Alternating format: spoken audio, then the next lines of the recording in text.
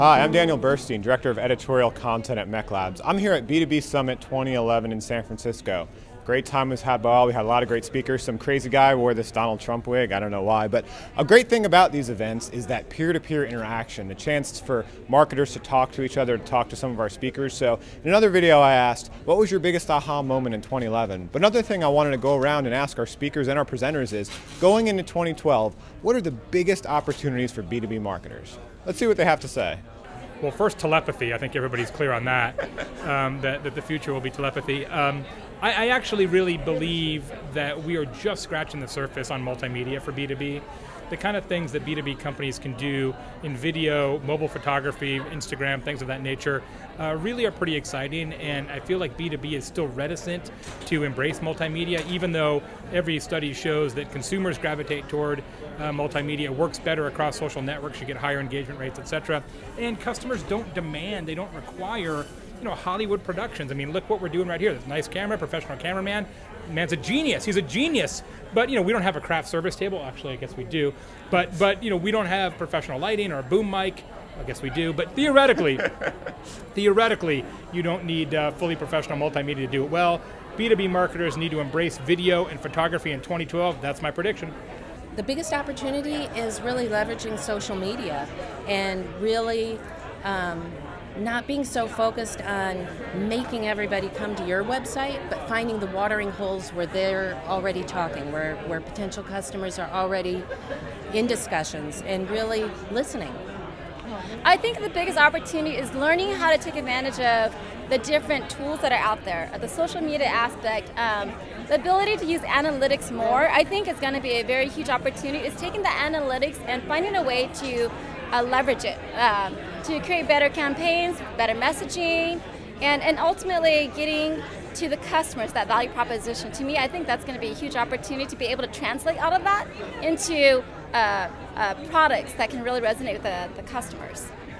I think keeping up with new technology, something comes out, it feels like whether to know if it's something to put a lot of effort into or not.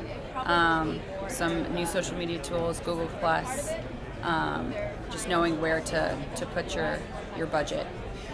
Well, I think the biggest thing is really just going to come down to segmentation. I mean, I don't want to sound like just spinning the same wheel again, but being able to really segment your database, really deliver timely, relevant messages to the right audience at the right time.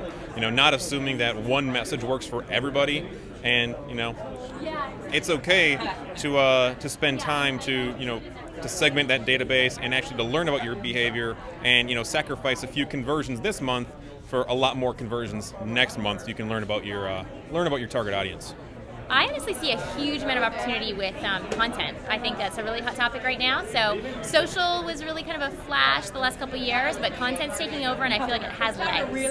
So that's what the substance is. I think the opportunity to develop content that's valuable, that drives your clients in what they want to do and help support them in whatever they're interested in is the way to go, because it's substance versus flash.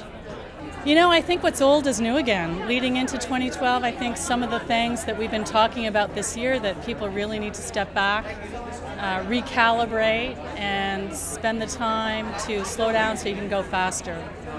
So what do I mean by that? I think really re-engaging with your sales partner is what can make the difference between success and failure. I think sometimes marketing people have so much pressure on them to be producing quantity. We forget sometimes that slowing down to partner with our sales colleague is critical to really focus on the quality that they are going to embrace and really are going to be able to drive the results that you both need in order to be successful. If you're interviewing customers, you'll know what you can ignore safely and say, you know what, I don't need to open a Facebook account if we're selling an intense scrutiny B2B product and nobody's talking about it on Facebook. They would never go to Facebook for that. Things like that.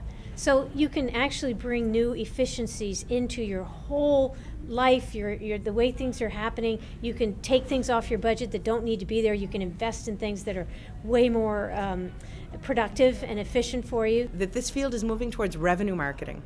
And I think that as soon as marketers are measured on the same success terms that sales are measured, if I'm not only measuring each stage of my waterfall, but I'm measured by the same goals that sales is measured, then that's what in the end becomes the foundation or those building blocks for true alignment, and so that marketing then in the end will get a quota, just like sales.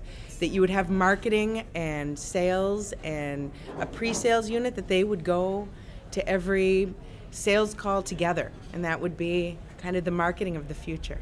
So the end of the quarter is going to be brutal for marketing. Absolutely, absolutely. But it will be metric minded, where we're all revenue oriented.